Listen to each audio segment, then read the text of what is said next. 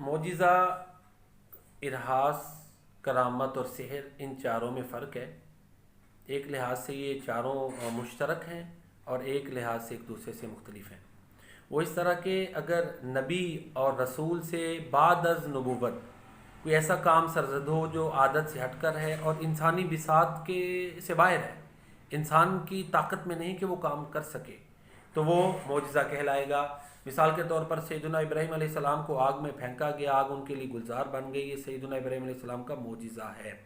جس طرح قرآن میں آتا ہے قُلْنَا يَا نَارُ كُونِي بَرْدًا وَسَلَامًا عَلَىٰ إِبْرَاهِيمَ، ہم نے کہا کہ اے آگ ابراہیم علیہ السلام پر ٹھنڈی اور سلامتی والی ہو جا، چنانچہ ہو گئی۔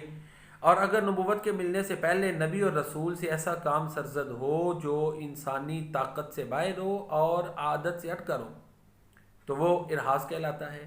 اس کی مثال یہ ہے کہ پیارے نبی کریم صلی اللہ علیہ وآلہ وسلم کو بچپن میں جب آپ بکریاں چراتے تھے تو پتھر سلام کہتا تھا، اور اللہ کے نبی فرماتے ہیں کہ میں اس پتھر کو ابھی بھی پہچانتا ہوں جو مجھے نبوت ملنے سے پہلے سلام کہا کرتا تھا صلی اللہ علیہ وآلہ وسلم۔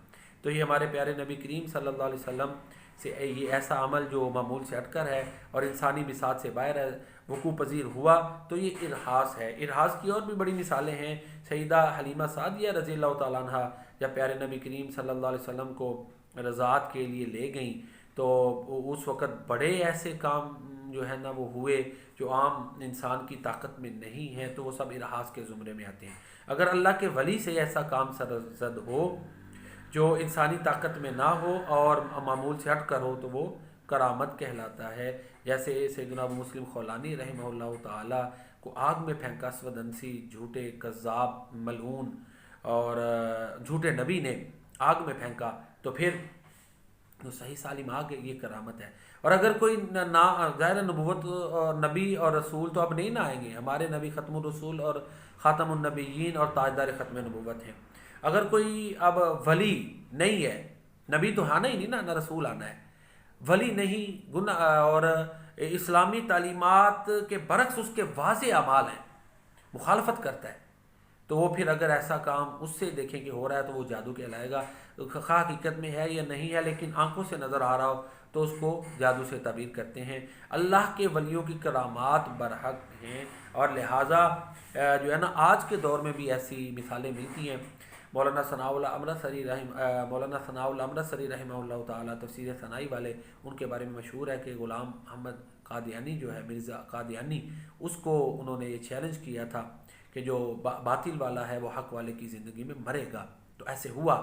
وہ جو مرزا غلام احمد قادیانی ہے وہ جو ہے نا گندگی والی جگہ میں مرا، اور یہ چیلنج اور مباہلہ کیا ہوا تھا مولانا ثناء اللہ امرتسری رحمہ اللہ تعالیٰ نے اس سے، تو لہٰذا ایسے ہوا، ان کی یہ کرامت ہے۔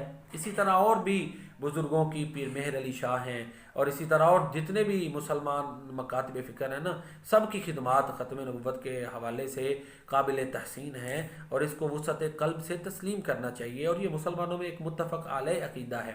تو لہٰذا اسی طرح عہد حاضر میں حافظ عبد المنان وزیر آبادی رحمہ اللہ تعالیٰ جامعہ منانیہ جن کے نام سے ابھی بھی موجود یہ مسجد موجود ہے، ان کی کئی کرامات وہاں کے لوگ بیان کرتے ہیں۔ تو ان میں سے ایک کرامت یہ بھی ہے کہ ایک دفعہ راشن ختم ہو گیا تو انہوں نے دعا کی، تو اسی وقت جو ہے نا ایک شخص نے کہا کہ مجھے آ کر آپ ادھر ملیں ریلوے اسٹیشن پر، چنانچہ وہاں پر ملے تو اللہ نے راشن کا انتظام کر دیا۔ ایک دفعہ بارش نہیں ہو رہی تھی، انہوں نے دعا کی تو اللہ تعالیٰ نے فوراً، لوگ گھروں میں بھی نہیں گئے تھے تو بارش برسا دی۔ تو اس طرح کرامات برحق ہیں۔ اللہ اپنے ولیوں کی دعاؤں کو قبول کرتا ہے، خود بھی مانگے، ان سے بھی ریکویسٹ کریں، گزارش کریں کہ وہ اللہ کی بارگاہ میں ہمارے لیے، آپ کے لیے بھی دعائیں کریں۔ ایک بات یہاں پر اور قابل غور ہے، وہ یہ ہے کہ ہم یہ سمجھتے ہیں ہم بڑے گناہ گار ہیں لہذا اللہ تعالیٰ ہماری دعا قبول ہی نہیں کرے گا، ہم مانگتے ہی نہیں۔ یہ تصور، یہ عقیدہ، یہ سوچ غلط ہے۔ جتنا مرضی بڑا گناہ گار ہو اسے اللہ سے مانگنا چاہیے۔ دیکھیں نا، ایک اللہ کو تو 99 ماؤں سے بڑھ کر محبت ہے نا، تو پھر کیونکہ 99 رحمتیں بانٹی ہیں نا، ایک رحمت بانٹی ہے، 99 اللہ کے پاس ہیں، تو اسی کی وجہ سے یہ ساری محبت پائی جاتی ہے۔ تو اللہ ماں سے زیادہ، جتنی ماں اپنے بچے سے محبت کرتی ہے، رحم دل ہوتی ہے، اس سے زیادہ اللہ اپنی مخلوق سے رحم دل ہے۔ تو لہٰذا ماں سے کوئی چیز مانگنی ہو نا تو بندہ اسے ڈائریکٹ مانگ لیتا ہے۔ اسی طرح اللہ تعالیٰ کی بارگاہ میں جتنا مرضی گناہ گار ہو، اللہ کی بارگاہ میں مانگیں۔ دیکھیں یونس علیہ السلام کی قوم کو دیکھیں نا، یونس علیہ السلام کی قوم کتنی بڑی گناہ گار تھی، نبی وقت ان کو جو ہے نا عذاب کی وحی سنا کر گیا، لیکن کیا ہوا، سارے گناہ گار لوگ اکٹھے ہوئے اللہ کی بارگاہ میں، جو ہے نا انہوں نے دعا کی، دعائیں کی، معافی مانگی، اللہ نے قبول کر لی۔ تو لہٰذا یہ کہنا کہ ہم بڑے گناہ گار ہیں، اللہ تعالیٰ ہماری نہیں سنتا اور ہمیں مانگنے نہیں چاہیے لہٰذا ہم گناہ گار ہیں، یہ سوچ، یہ فکر، یہ تھنکنگ غلط ہے، کیونکہ اللہ کے نبی کا فرمان ہے، حدیث قدسی ہے، اللہ فرماتے ہیں کہ میرا بندہ میرے بارے میں جیسا گمان کرتا ہے میں ویسا ہی ہو جاتا ہوں۔